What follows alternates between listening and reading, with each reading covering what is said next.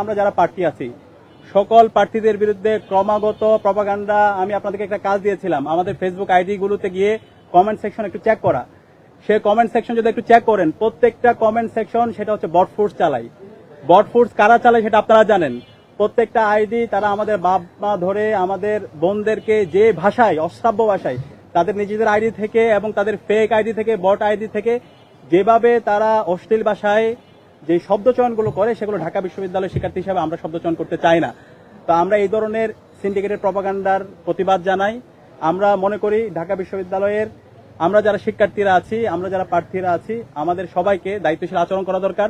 যেটা অন্যায় সেটাকে বুক ফুলে অন্যায় বলা দরকার। কিন্তু আমরা দেখতে পাই সিলেক্টিভ প্রতিবাদ।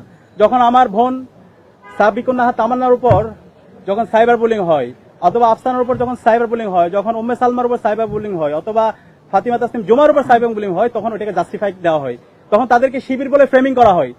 কিন্তু যখন অন্য কোনো ঘটনা হয়, ওই ঘটনা আমরাও প্রতিবাদ জানাই। সবার আগে যখন কালকে ঢাকা বিশ্ববিদ্যালয়ের যে শিক্ষার্থী, জওহরের শিক্ষার্থী একজন নারীকে যে শব্দচয়ন করেছে, সবার আগে আমরা প্রতিবাদ জানিয়েছি।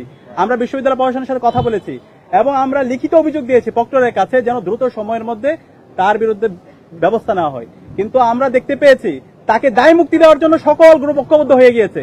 যে অপরাধী তার বিচার না করে, যখন আমরা বিচার চাচ্ছিলাম, সেই বিচার না করে তাকে দায় মুক্তি দিতে চাই, তাকে শিবির নেতা বলে তাকে ফ্রেমিং করতে চাই। এটা কোন ধরনের হিপোক্রেসি ভাই?